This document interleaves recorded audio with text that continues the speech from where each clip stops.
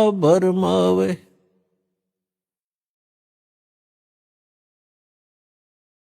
मात पिता सुत बांधवा, क्या देख भुलाना रे। इनमें तेरा कोई नहीं, क्यों बया दीवाना रे। परमात्मा हमें याद दिलाते हैं कि ये परिवार, ये कुटुंब, ये कुल, ये संपत्ति आपकी नहीं है। इनमें तेरा कोई नहीं है। और हमारे संस्कारवश हम एक दूसरे के साथ जुड़ गए हैं, भाई बहन के रूप में, माता पिता के रूप में, पुत्र पुत्री के रूप में, सगा संबंधी के रूप में। और जिस समय ये शरीर छूट जाता है, मृत्यु हो जाती है, उस समय अपना कोई नहीं होता। ये शरीर का कवर भी यहीं छोड़ जाते हैं, ये बॉडी भी यहीं छोड़ जाते हैं। तो परमात्मा हमें याद दिलाते हैं,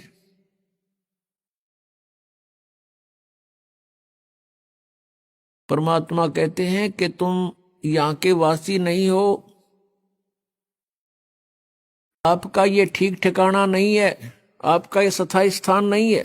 21 ब्रह्मांड के अंदर परमात्मा कहते हैं तुम्हारा मूल स्थान नहीं है, ठिकाना नहीं है। जैसे आप जी का यहां जन्म हुआ, मृत्यु होते ही चलो चलो, फिर पुण्य के आधार से स्वर्ग, पाप के आधार से नरक।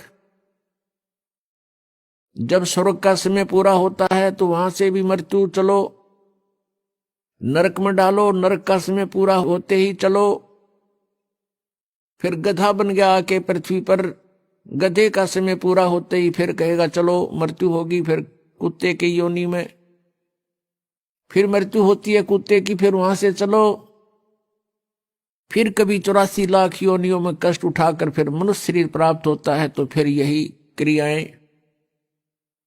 और सत भक्ति ना करी तो मृत्यु होते ही फिर चलो। आगे गए ना बावड़े, रहते भी सब जाही, बिन साहेब की भक्ति कहीं ठोड़ ठिकाना नहीं। कहीं ठोर ठिकाना नहीं परमेश्वर कबीर जी की भक्ति के बिना। और सतलोक में जाने के बाद फिर पूर्ण रूप से स्थायी स्थान मिल जाएगा। वहां जाने के बाद प्राणी का फिर जन्म और मृत्यु नहीं होता। जन्म और मृत्यु जब समाप्त हो जाएगी तभी हम परम शांति को और सनातन परम धाम को प्राप्त हो सकेंगे। दूसरे शब्दों में ये कहें कि जब हम सनातन परम धाम को प्राप्त हो जाएंगे तो फिर हमारी ये चलो चलो समाप्त हो जाएगी। श्रीमद् भगवत गीता अध्याय 15 के श्लोक नंबर 1 से 4 में एक बहुत ही निर्णायक ज्ञान दिया है। उसमें कहा है कि उल्टा लटका हुआ ये संसार रूपी वृक्ष है अर्जुन, ऊपर को जो इसकी जड़ है वो तो ऊपर को है, और नीचे को तीनों गुण रूपी शाखा है। ऊपर को जो मूल है, जड़ है इस संसार रूपी वृक्ष की, वो तो समझो परम अक्षर ब्रह्म है, परम दिव्य पुरुष गीता ज्ञानदाता से कोई अन्य है। और नीचे को तीनों गुण रूपी शाखा है। और जो संत इस उल्टे लटके हुए संसार रूपी वृक्ष के सभी विभाग भिन्न भिन्न बताता है कि तना कौन प्रभु है, डार कौन प्रभु है, और शाखा कौन देव हैं, और पत्ते क्या हैं। स वेदवित, वह वेद के तात्पर्य को जानने वाला है, अर्थात वो तत्वदर्शी संत है। श्रीमद् भगवत गीता अध्याय नंबर 4 के श्लोक नंबर 34 में कहा है कि अर्जुन श्रीमद् भगवद गीता अध्याय नंबर 4 के श्लोक नंबर 32 में जो जानकारी दी गई है कि धार्मिक अनुष्ठानों की जानकारी, यज्ञों की, यज्ञमीन धार्मिक अनुष्ठान की जानकारी, क्रियाओं की जानकारी विस्तार के साथ सच्चिदानंद घन ब्रह्म की वाणी में, ब्रह्मणे मुखे, सच्चिदानंद घन ब्रह्म की वाणी में विस्तार के साथ कही है। और उनको जानने के पश्चात तो सर्व कर्म बंधन से मुक्त हो जाएगा। वो तत्व ज्ञान है। गीता जी अध्याय नंबर 4 के श्लोक नंबर 34 में कहा कि उस तत्व ज्ञान को तू तत्वदर्शी संतों के पास जाकर समझ, उनको दंडवत प्रणाम करने से, कपट छोड़कर उनसे विनय करने से वो तत्वदर्शी संत तुझे परमात्म तत्व का ज्ञान कराएंगे। तो यहां गीता जी अध्याय नंबर 15 के श्लोक नंबर 1 में तत्वदर्शी संत की पहचान बताई है। ऊपर को जड़ वाला, नीचे को तीनों गुण रूपी शाखा वाला ये संसार रूपी वृक्ष है। जो संत इसके सभी विभाग बता देगा तो वो तत्वदर्शी संत है। परमेश्वर स्वयं आते हैं अपने सतलोक से चलकर, वे हमें ज्ञान देते हैं, यथार्थ जानकारी वही बताते हैं, तत्व ज्ञान को भी वही समझाते हैं। परमेश्वर ने सच्चिदानंद घन ब्रह्म की वाणी में, अर्थात अपने उस तत्व ज्ञान में, सूक्ष्म वेद में 600 वर्ष पहले कबीर वाणी में कहा है, अक्षर पुरुष एक पेड़ है, निरंजन वा की डार, और तीनों देवा शाखा हैं, ये पात रूप संसार। परमेश्वर ने 600 वर्ष पहले आके बताया है कि ऊपर को जो जड़ है वो तो मूल मालिक है, वो स्वयं परमेश्वर है। उससे बाहर जो तना दिखाई देता, पृथ्वी से बाहर जो तुरंत जो भाग, जो हिस्सा पेड़ का दिखाई देता है उसको तना कहते हैं। अक्षर पुरुष तो समझो तना है, और उस तने के ऊपर एक मोटी डार होती है, उनमें से एक मोटी डार उसको सरपुरुष जानो, ज्योत निरंजन। और उस डार के फिर 3 शाखाएं हैं, रजगुण ब्रह्मा, सतगुण विष्णु, तमगुण शिव जी। और उन शाखाओं के आगे फिर पत्ते जो हैं वो संसार समझो। परमेश्वर ने अपने द्वारा रची हुई सृष्टि का ज्ञान स्वयं ही आकर के देना पड़ा। ईश्वर के ज्ञान के अतिरिक्त जो भी हम सुनते रहे वो कोरा अज्ञान था, लोकवेद था। पुण्यात्माओं, परमेश्वर ही स्वयं आकर के ज्ञान देते हैं, चारों वेद गवाही देते हैं।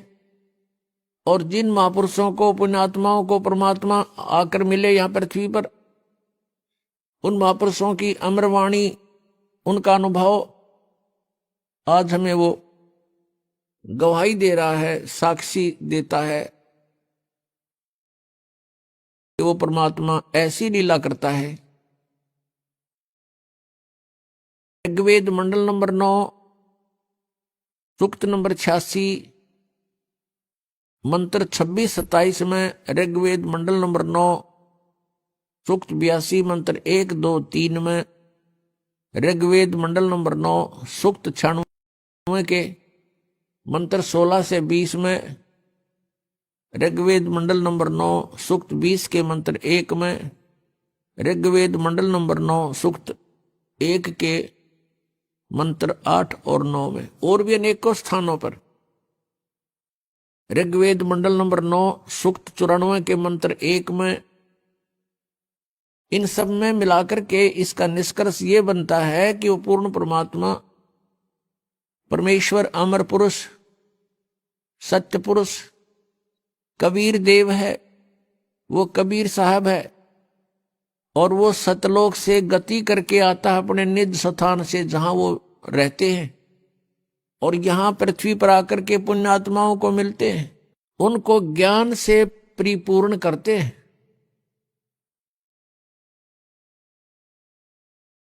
उस परमेश्वर का नाम कबीर देव है। वो परमात्मा 3 प्रकार से लीला करते, अपने 3 प्रकार के शरीर की स्थिति में रहते हैं। एक प्रकार का शरीर सतलोक के अंदर, एक तेजो में शरीर है परमात्मा का, सतपुरुष का, सतलोक के अंदर। उसमें एक रोमकूप की इतनी शोभा है, करोड़ सूर्य मिला दे, करोड़ चंद्रमा मिला दे, उनकी रोशनी भी एक रोमकूप के प्रकाश के सामने फीकी रहे। वो परमात्मा वहां स्थायी रूप में रहते हैं। अन्य रूप बना करके वो परमात्मा प्रत्येक युग में एक लीला करते हैं, एक नवजात शिशु का रूप धारण करते हैं और किसी सरोवर तालाब में या झील में आकर के कमल के फूल पर विराजमान होते हैं, बालक रूप बना के, एकांत स्थान, वन में, जंगल में। और ऐसे जल के ऊपर निवास करने के कारण उनको नारायण कहते हैं। जल के ऊपर प्रकट होने के कारण परमेश्वर को नारायण बोलते हैं। ये क्रियाएं परमात्मा सुनियोजित और पूर्व निर्धारित तरीके से करते हैं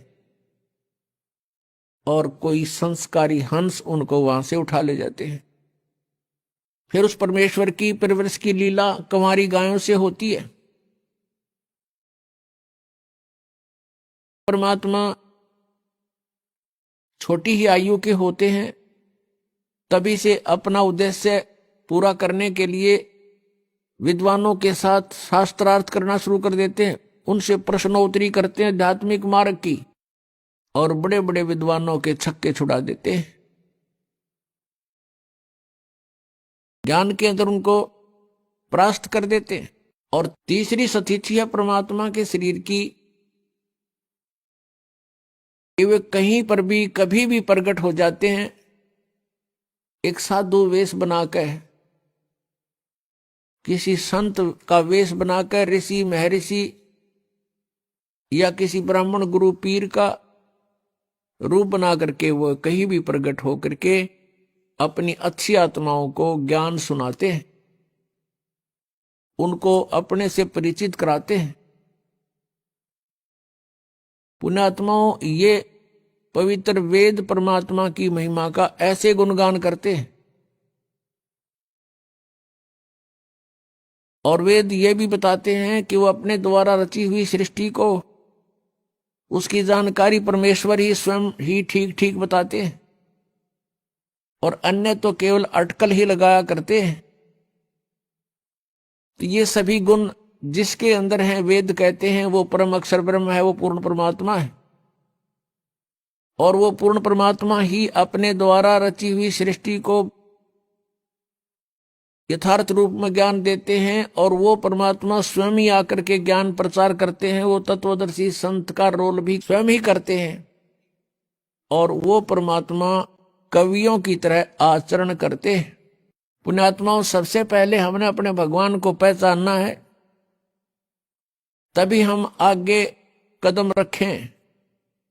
जैसे पहले हम अपने नोट को खरा और खोटा चेक करा लें तो अच्छा रहे, नहीं तो वहां प्लेटफार्म पर जाने के बाद फिर कुछ नहीं बनेगा। तो ऐसे ही हम अपने सदग्रंथों को समझकर भगवान को पहचान सकते हैं। शिक्षा का उद्देश्य प्रभु ने यही रखा था कि कलयुग के अंदर इन सबको शिक्षित बनाएंगे और ये मेरे बच्चे मुझे पहचान पाएंगे। अभी तक तो ये गुरु और ऋषि महर्षि पीर ये हमें अपने ही अज्ञान के आधार से आधारित रखते थे, लोक वेद सुनाया करते थे जो वेदों सदग्रंथों के विरुद्ध था, और हमने इनको एक महापुरुष ऋषि मंडलेश्वर गुरु मानकर, परमात्मा से परिचित व्यक्ति मानकर इनकी हर बात का, प्रत्येक बात का विश्वास किया, जिसका खामियाना आज तक हम भोग रहे हैं। हम यही भटक रहे हैं, जन्म और मृत्यु के अंदर हम कष्ट पे कष्ट उठा रहे हैं। उस परमेश्वर ने स्वयं आकर के हमें बताया है कि अक्षर पुरुष एक पेड़ है, पृथ्वी से तुरंत बाहर जो दिखाई देता है वो पेड़ होता है, उसको पेड़ बोलते हैं। पृथ्वी से बाहर का जो पोर्शन है पेड़ का उसको पेड़ बोलते हैं। नीचे की जड़ होती है और फिर ऊपर के पेड़ के भी कई हिस्से होते हैं। जैसे ये सारा शरीर मनुष्य कहलाता है, लेकिन हाथ अलग हैं, पैर अलग हैं, मुख अलग है, कान नाक अलग है, इनके नाम अलग हैं, ये विभाग हैं। ऐसे ही तना जो है ये अक्षर पुरुष जानो, और उसके मोटी डार ऊपर चल के 2-3 हो जाती हैं, उनमें से एक मोटी डार को सरपुरुष जानो, सरपुरुष, जिसको ज्योत निरंजन भी कहते हैं, काल भी कहते हैं। और उस मोटी डार के 3 शाखाएं, ये रजगुण ब्रह्मा, सतगुण विष्णु, तमगुण शिव जी जानो, और पात रूप संसार। परमेश्वर कबीर देव जी ने स्वयं आकर के एक तत्वदर्शी संत की भूमिका करके हमें यथार्थ ज्ञान दिया। अक्षर पुरुष एक पेड़ है, सरपुरुष वह की डार, और तीनों देवा शाखा हैं, ये पात रूप संसार। तो यहां गीता ज्ञानदाता कहता है कि तत्वदर्शी संत की प्राप्ति के उपरांत उस तत्व ज्ञान रूपी शस्त्र से इस अज्ञान रूप अंधकार को काट के, गीता जी अध्याय नंबर 15 के श्लोक नंबर 1 से 4 का निष्कर्ष बता रहा है दास आपको। उसके पश्चात के उस परम पद की खोज करनी चाहिए, जहां जाने के बाद साधक फिर लौटकर कभी संसार में नहीं आते।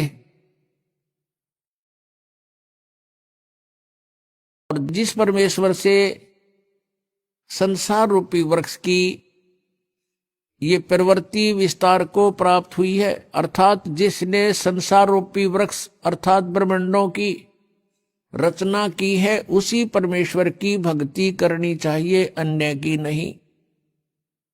ये गीता ज्ञानदाता स्वयं कह रहा है कि मेरी भक्ति भी नहीं, केवल उसी की पूजा करो और मैं उसी की शरण हूं। पुण्यात्मा, परमेश्वर ने आके हमें ज्ञान दिया है।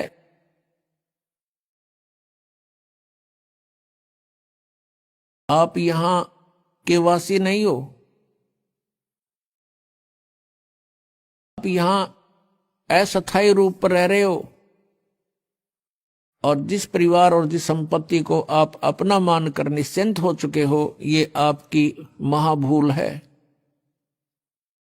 और ये भूल कहां से समाप्त होती है? संतों के विचारों से। वो विचार मिलते हैं सत्संग से। और पुण्यात्माओं, सत्संग आज के दिन 21 ब्रह्मांड में इस दास के अतिरिक्त कहीं पर भी आपको उपलब्ध नहीं है। ये अभिमान नहीं, ये यथार्थ ज्ञान जानना। और जो पुण्यात्मा इस ज्ञान से परिचित हो चुके हैं, उन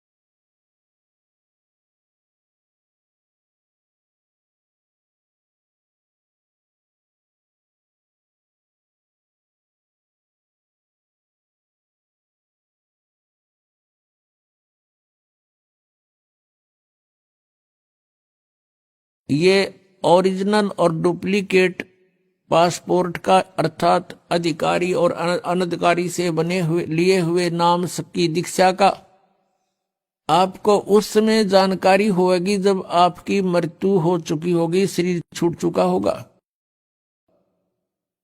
और उस समय आपकी बाजू यमदूतों के हाथों में होगी, और आप कह रहे होगे कि मैंने गुरु बना रखा था, तुम मुझे क्यों पकड़ रहे हो। फिर वो बताएंगे चलो तेरे पहले लाइसेंस का, तेरे पासपोर्ट को चेक कराते हैं। फिर वो ले जाएंगे वहां धर्मराज के पास और उसको कहेंगे ठोको नरक में, इसके गुरु को भी लाओ पकड़ के, ये डुप्लीकेट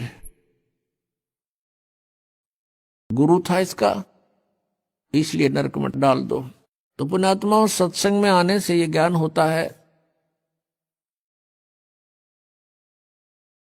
तो गीता जी अध्याय नंबर 18 के श्लोक नंबर 62 में कहा कि अर्जुन, तू सर्वभाव से उस परमेश्वर की शरण में जा, उसकी कृपा से ही तू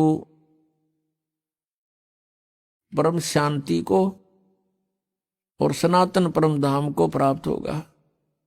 जब तक जन्म मृत्यु है, शांति नहीं हो सकती प्राणी को,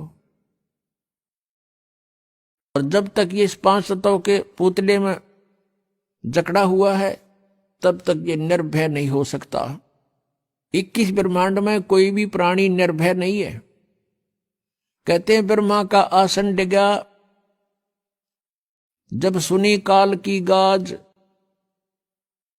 कहते हैं जब काल ने दहाड़ मारी, उस समय यहां के प्रधान ब्रह्मा जी का भी आसन डगमगा गया, वो भी भयभीत हो गया। आपने कथा सुनी है कि भस्मागिरी नाम का एक तपस्वी था, भगवान शिव की तपस्या करता था, उनको इष्ट मानकर। जब भगवान शिव प्रसन्न हुए, उनसे पूछा बोल क्या मांगता है साधक। भस्मागिरी ने कहा कि मुझे भस्म कड़ा दे दो। वचनबद्ध करके भगवान शिव से कड़ा मांगा, भगवान शिव ने वो भस्म कड़ा दे दिया। उसके पश्चात वो भस्मागिरी भगवान शिव को मारने के लिए उद्धत हो गया और कहा शिवजी होले होशियार, अब तुझे मारूंगा, पार्वती को पत्नी बनाऊंगा। तब भगवान शिव भयभीत होकर के भाग लिए।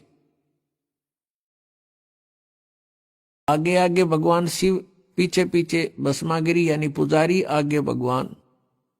कहने का भाव यह है कि यहां कोई भी प्राणी निर्भय नहीं है।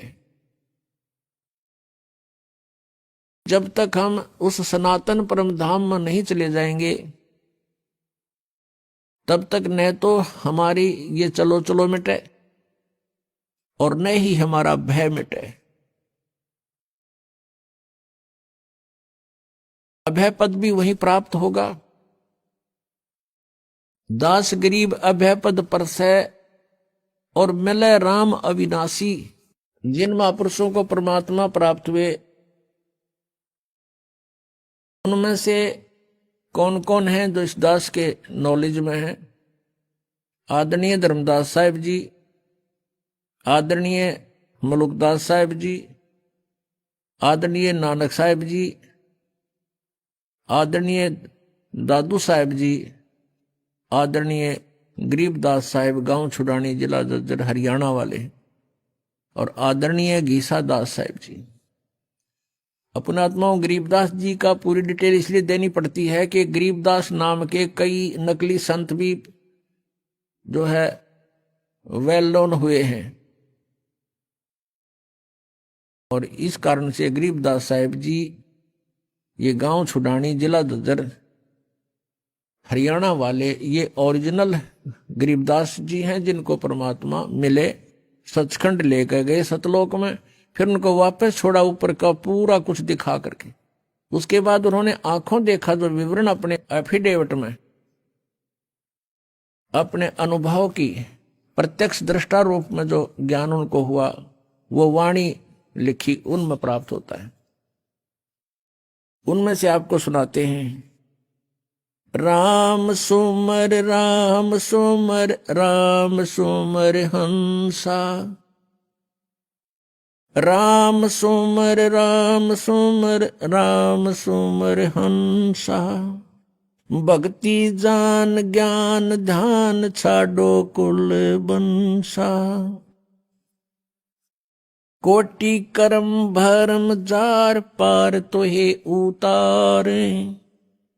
मुक्ति लोक पावे मोख नाम जो उचारे। सूरत संद कोटि चंद जलकत पल माही। पद विमान है अमान आद अंत नाही। नराकार अधर धार वार पार नाही। व्यापक है महबूब खूब धूप है न छाई। संक तूर दर जहूर झिलमिल झिलरंगा। सुने नाद संग साध चरण कोटि गंगा। अरस कुरस नूर दरस तेज पुंज देखा। कोटि बान साच मान रोम रोम पेखा। अमृत रस अमी खीर खुर्दनी खुशहाली। प्याले मस्ताक पाख लालन शेर लाली। नाद बिंद घट आकार दे गिरे नाही। निर्मल निर्दोंद ऐन देखते ही होवे चैन पलकन के माही। आद मूल रतन फूल सवेत पद सुभाना।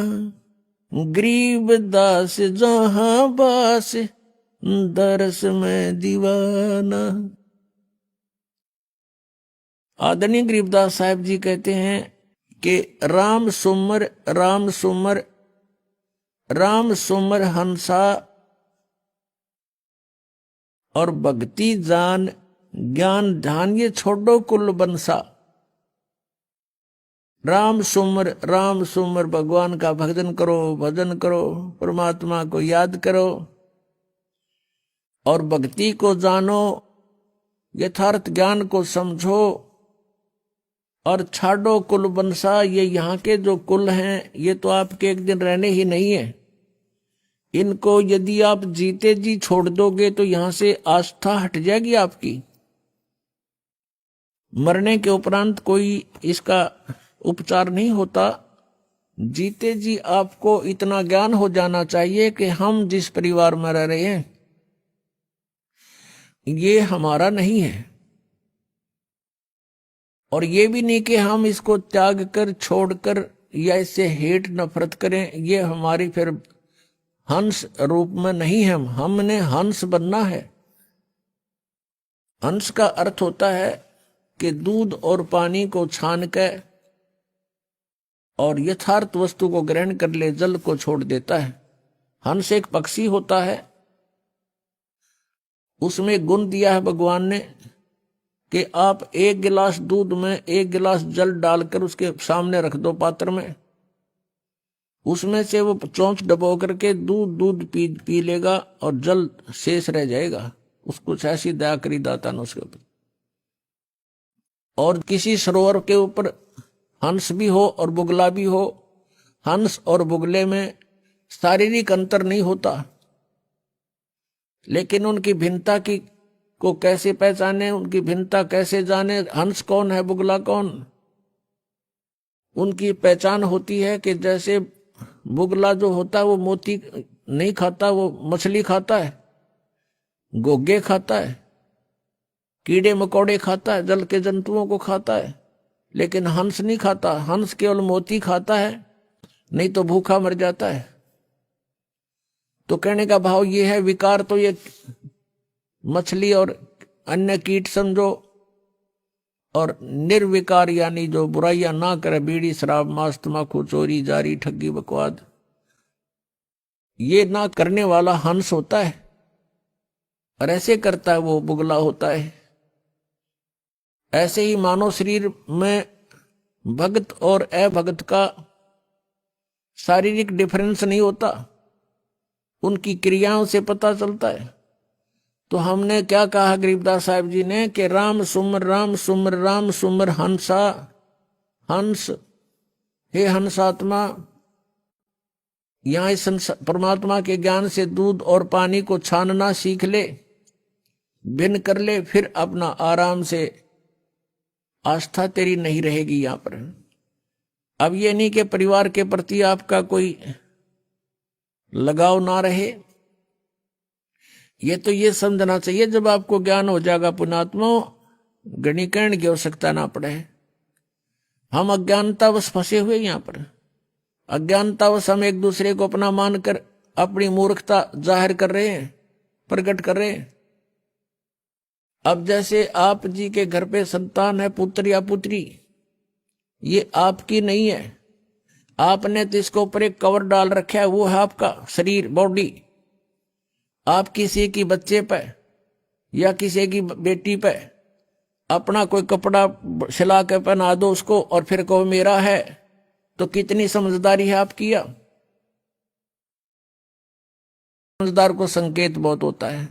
ऐसे सभी आत्माएं परमात्मा की हैं और आपने इन पे कौर डाल लिया, अपने मटेरियल से शरीर दे दिया इनको बनाकर, लेकिन फिर इनको अपना मान लिया। इनको आप अपना ना मानकर परमात्मा का मानो, मालिक का मानो, आप नौकर जानो उस परम पिता की, तो आसानी से आप इस जीवन को पार भी कर लोगे। भगवान से डरते हुए आपने इनके साथ रहना है कि मालिक के बच्चे की आत्मा नहीं दुखानी चाहिए। आप नौकर हो उस परम पिता के और ये बच्चे हैं उस भगवान के, आप उनके नौकर लगा रखे हो। आपको धन दिया है इनके लिए, इनको पढ़ाने को, लिखाने का, अच्छे कपड़े पहनाने का और प्यार से रखने के लिए आपकी ड्यूटी है। इनका प्रत्येक कार्य आप करो भगवान से डर के कि भगवान के बच्चे हैं, और जितना मालिक ने आपको इनके लिए धन दिया उसको उतने ही एवरेज से व्यय करो, एक्स्ट्रा मत करो, और उसी में से आपका धर्म पुण्य भी आप करो। तो ये ज्ञान आपको धीरे धीरे होगा, कहने से नहीं होता, एक दो बार में भी नहीं बात या दस्ती, क्योंकि हमारे पर इन तीनों भगवानों का, तीनों प्रभुओं के अंदर से निकल रहे इन गुणों का विशेष प्रेशर है, बहुत जबरदस्त इफेक्ट है। तो धीरे धीरे ये ज्ञान सुनने से, परमात्मा के मंत्र, एंटीबायोटिक, ये कैप्सूल खाने से, तो ये नशा और ये इनका प्रभाव हमारे ऊपर से कम होगा। रजगुण ब्रह्मा जी, सतगुण विष्णु जी, तमगुण शिव जी, ये तीन प्रभु हैं और एक एक विभाग के मंत्री हैं। एक ब्रह्मांड के अंदर ये पृथ्वी लोक, ऊपर स्वर्ग लोक और नीचे पाताल लोक को, इन तीन लोकों के ऊपर ये एक एक विभाग के विभागीय मंत्री हैं। और इनके अंदर से एक रेंज निकल, एक ऐसी तरंग निकलती है जैसे, और वो कैसे प्रभावित कर रही है हमारे को, जैसे रसोई के अंदर, किचन में छोंक लगता है मिर्चों का, और वो छोंक का जो ओरिजिनल वस्तु, तो साकार वस्तु तो रसोई में, उससे निकली हुई तरंग ने, निराकार शक्ति निकलती है उसके अंदर से, और उसने जाकर के अन्य कक्षों में बैठे हुए व्यक्तियों को भी प्रभावित कर दिया, उनको छींकें आने लगी। वो छींकें न आने देना उन व्यक्तियों के बस की बात नहीं, छींक आएंगी आएंगी उस मिर्च के प्रभाव से, रोक नहीं सकते। अब साकार वस्तु रसोई में, उसकी निराकार शक्ति ने कहां इफेक्ट कर दिया। ऐसा इन भगवानों की अंत के अंदर से निकल रहे इन गुणों की शक्ति समझो, ये गुणता समझो। भगवान ब्रह्मा जी, भगवान विष्णु जी, भगवान शिव जी, ये अपने ऊपर के लोकों में रहते हैं, इनकी राजधानियां अलग अलग, और वहां पर बहुत बड़ा इनका राज्य है। इनकी अलग से राजधानी में इनके पुजारी वहीं जाकर के देव पद प्राप्त करते हैं। वहां रेस्टोरेंट बने हुए हैं जिनको स्वर्ग बोला जाता है। तो ये भगवान मूल रूप में वहां रहते हैं अपने स्थानों पर।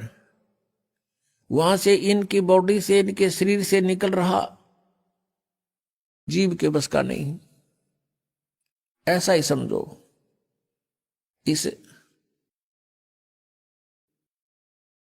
वासना के कारण कितने भिन्न भिन्न प्रकार के ऋषियों की कथाएं आप देख सकते हो इतिहास में, उनके इतिहासों में। उन्होंने चेष्टाएं की कि हम वासना को काबू करें, अंत में वो फेल ही रहे। ऐसे ही जो एक दूसरे में ममता, मोह, संपत्ति में मोह, पुत्रों में मोह, माता पिता के अंदर लगाओ, पति पत्नी में आपस में प्रेम, तो ये जो है जीव के बस का नहीं। ये भगवान विष्णु के सतोगुण के दबाव से हम सब एक दूसरे से चिपके हुए हैं।